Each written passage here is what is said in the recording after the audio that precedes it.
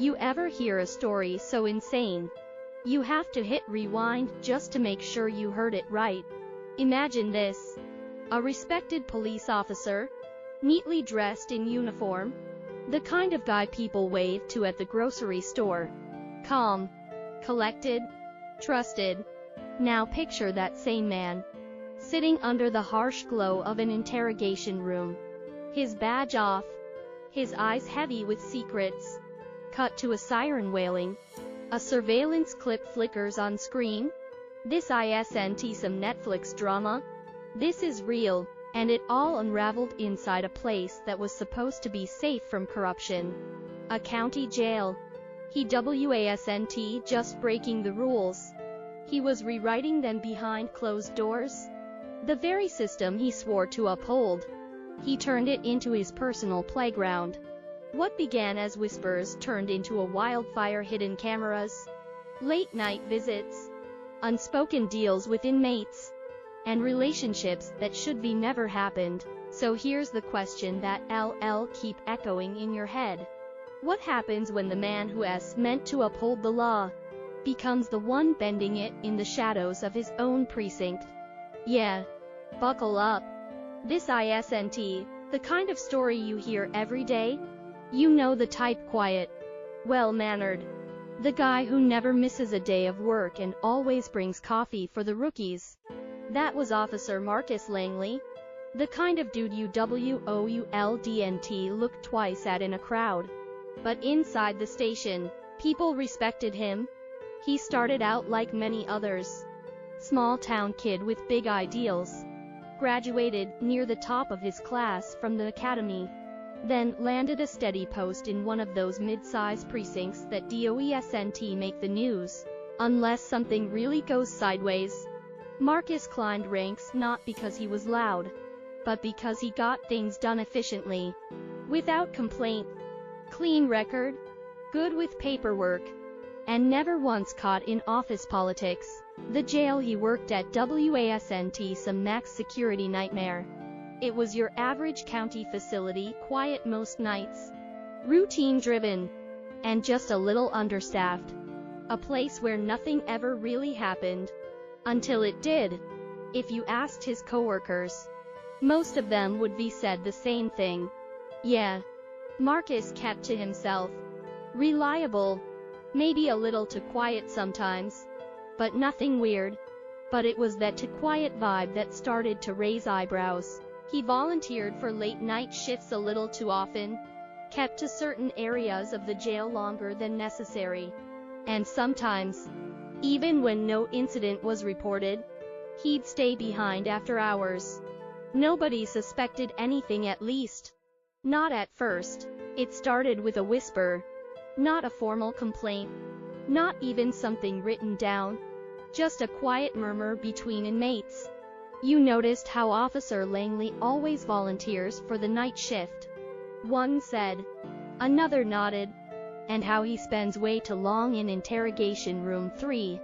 Always closes the blinds. Always alone. At first, no one really paid attention.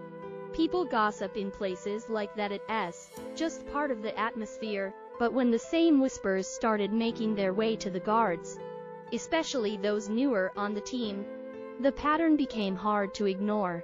One of the junior officers, fresh out of academy training, and still green enough to think everything needs to be by the book, decided to take a closer look. He wasn't trying to dig up dirt, he just had a hunch. Something didn't feel right. So, one night after shift, he pulled a couple of archived security clips. Most of the footage was boring. As expected, people moving in and out, routine cell checks, paperwork. But then came something strange. In one clip, Langley enters interrogation room 3 at 2:43 a.m. He's not scheduled to be there. He draws the blinds. The timestamp shows he doesn't leave until 3:29 a.m. No report was filed. No disciplinary action. Just silence. The officer doesn't jump to conclusions. But over the next week, He checks more footage. Same pattern. Langley, night shifts. Interrogation room 3. Always alone. Sometimes with a female inmate. Always the blinds drawn. Meanwhile, one of the inmates, a woman in 4 minor drug charges, starts acting differently. She stops eating. She avoids eye contact. During a health check, she quietly tells the nurse, "I think he's using me, but I can't say anything." The nurse is bound to report it, of course, but the inmate doesn't give specifics. No names, no times, just a general feeling of fear, so it goes into the system as an observation, not a formal complaint. And again nothing moves. Nothing happens. But now, 2 pieces of the puzzle are on the table. A young officer noticing a pattern, and an inmate too afraid to speak freely. Eventually, the department's internal affairs team gets wind of both. Still unofficial. Still whispers. But enough to warrant a quiet review. They don't alert Langley. They don't ask questions. They just start pulling security footage, weeks of it. And that's when they see it. More than 5 instances of Langley being alone with inmates behind closed doors. Off schedule. Off procedure. One clip, partially corrupted, shows what looks like close physical contact. It's grainy. Unclear. But enough to raise alarm. A voiceover rolls in over a slow zoom on the blurry footage. Is this just an unfounded rumor? Or the beginning of something far more disturbing? Suddenly, it's no longer a question of coincidence. Something's off. And everyone, officers, inmates, even internal affairs, is starting to feel it. That eerie tension where suspicion turns into certainty. That's exactly where we are now. Right on the edge. Here's where the story takes a sharp turn from whispers to jaw-dropping facts.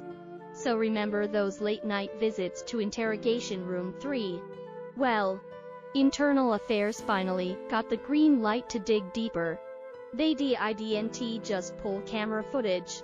They went through his access logs, reviewed every sign-in sheet, and most importantly, they cracked into his digital communications. That's when the lid completely blew off. They found encrypted chats, messages sent through apps not typically monitored by the department. The contents: personal, inappropriate. Some messages were flirtatious. Others crossed the line into full-blown manipulation. Screenshots confirmed he'd been messaging at least to female inmates, offering favors in exchange for silence, or worse, for compliance. One message read, "You don't need to serve the full sentence if you help me out a little." Another hinted at promises of reduced time, special treatment, or simply a way out.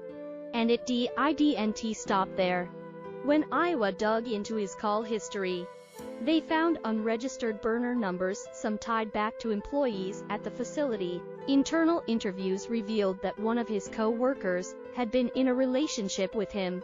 Secret, of course, and admitted to covering for him during night shifts. "I thought I was helping a friend. I didn't know how deep it really went," she said in a recorded testimony.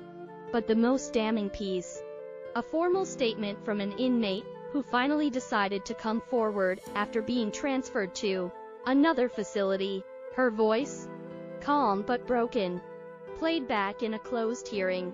He said he could pull strings, make things easier, but only if I agreed to certain things. He promised I'd be out sooner, and I believed him. I didn't know how to say no. With this testimony in hand, the department had no choice but to escalate. They raided Marcus Langley's locker. Inside, they found a flash drive. What was on it? Personal videos, some filmed inside the facility. Others, no one could determine exactly where. But what they all had in common was this: they shouldn't exist. Not in any professional environment. let alone under the authority of law enforcement. More shocking still, there were names. A handful of other officers had either known about Langley's activities or turned a blind eye. Some had even participated, albeit in less direct ways, allowing access, ignoring protocol, not filing reports. The rot wasn't isolated, that as when the department realized this wasn't just about one bad cop. This was about a culture of silence. A system that allowed someone like Langley to operate unchecked for months, maybe years. The voiceover returns. When the people who are supposed to protect the system become the ones who exploit it, what happens next? Yeah, that's where things go from bad to unbelievable. Here's the thing about secrets, they never stay buried forever. And when they do come out, it's not quiet, it's not gentle. It's an explosion. The moment the internal investigation confirmed the accusations, Marcus Langley was immediately suspended, badge confiscated, access revoked. 1 minute he was a respected officer. The next, he was escorted out of the precinct like a stranger. But that was just the beginning. News travels fast, especially when it's this scandalous. Within hours, local news channels had breaking reports on the air. Veteran officer accused in shocking jail scandal.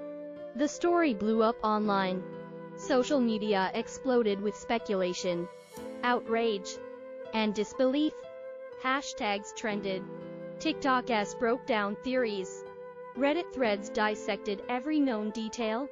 Soon, the FBI stepped in. Why? Because now it wasn't just a case of misconduct, it hinted at a larger issue: potential civil rights violations, abuse of power under federal jurisdiction, and collusion among officers. It was a mess, and it had to be cleaned from the top down. Marcus didn't speak. Not publicly. His lawyer issued a cold, vague statement about defending his client's rights. But the silence only made things worse. People filled in the blanks, and they didn't hold back. Meanwhile, his family, they were blindsided. His wife stopped showing up to work. Their kids were pulled from school after reporters started showing up at the gates. Friends distanced themselves. Neighbors avoided eye contact. What was once a tight-knit circle dissolved into quiet shame and side glances. And what about his co-workers? Well, those who weren't implicated directly now found themselves under scrutiny. Every officer who ever covered a shift for Langley, every supervisor who missed a red flag, they were all questioned. Some publicly. Morale at the department tanked. Trust shattered. A viral clip from a press conference went live. A former inmate, now an advocate, stepped forward and said, "This isn't about one man. This is about a culture that let him thrive, that let him do what he did, because no one wanted to speak up." Her voice trembled. The room was dead silent. In the weeks that followed, everything Marcus had built, his career, his reputation, his community standing, crumbled. His world didn't fall apart all at once. It collapsed in stages. First his job, then his privacy, then his family's peace, and finally, any illusion that he'd walk away from this untouched. The narrator's voice returns, calm and haunting. When the truth comes crashing down, it doesn't care who is standing nearby. It takes everything with it. This was no longer a personal fall. It was a public reckoning, and the echoes of Marcus Langley's choices were only just beginning to be felt. You ever wonder what really drives someone to cross the line? Like, at what point does a man in uniform start breaking the very laws he swore to uphold? That's the question everyone was asking now, not just about Marcus Langley, but about the system that allowed it to happen. In a quietly lit office, a defense attorney, one who'd seen a lifetime of courtroom drama, spoke to a local reporter. What he did was wrong. No question, she said, flipping through the file, but the deeper concern here is, why didn't anyone stop him? And how long was this pattern ignored? Her statement echoed across interviews with others. A civil rights activist who'd been working for years to shine a light on abuse within the correctional system, put it bluntly, this isn't just about Langley. It's about a culture that protects the badge over the truth. She points out that nearly all the women who reported Marcus had a similar story. They felt powerless. Their words didn't matter until video surfaced. Until a scandal brewed. If we needed proof on camera to take them seriously, then we've already failed them, she said. And then came a different voice, quieter, but no less powerful. A clinical psychologist who works with law enforcement officers weighed in. He didn't excuse Marcus's actions. Not for a second. But he gave context. We put these men and women through unimaginable stress. He explained. They were asked to be strong, to never break, and to handle trauma daily with no outlet. Some of them develop unhealthy coping mechanisms. Some lose their moral compass. Combine that with a lack of oversight, and you get cases like this. When asked about Marcus specifically, the psychologist didn't speculate about diagnoses, but he did raise the issue of buried trauma. What we've seen, time and again, is that officers who violate boundaries often have their own unresolved issues. Control becomes their way of surviving, and eventually, they misuse that control. The documentary then cuts to a round-table discussion. The lawyer, the activist, and the psychologist side by side. The question posed by the moderator hits like a hammer. Did the system create this man? Or did it just let him hide in plain sight? Each expert pauses. The lawyer speaks first. Both. It sheltered him. And it failed to question him. The activist adds. It ignored the voices of the vulnerable. That's the biggest crime. And finally, the psychologist concludes. Until we address how we train, support, and monitor those in power, we'll keep seeing tragedies like this. Different names, same story. Their words settle like dust after a storm.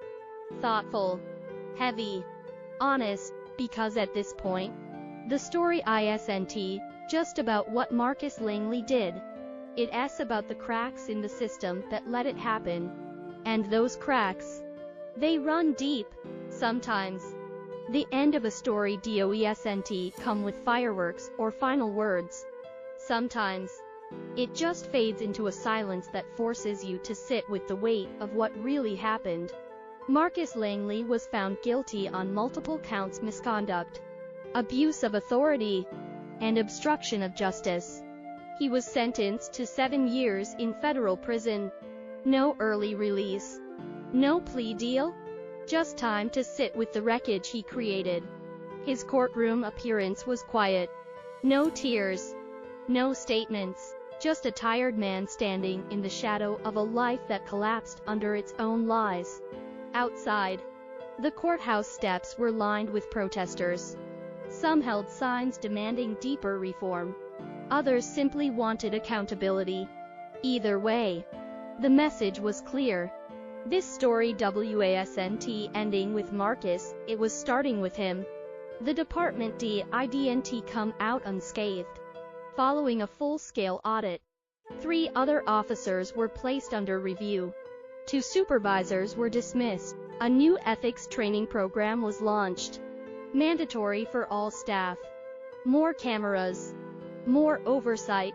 More uncomfortable conversations. But changes like that, while necessary, aren't the end. They were just the beginning of a long road to rebuild trust. And that road is bumpy.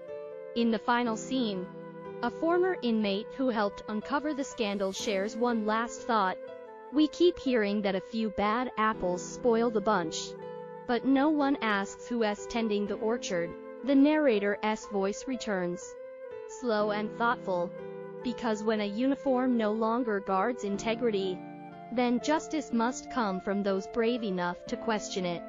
It's not about one man. It's about what we allow behind closed doors, and what it takes to finally open them.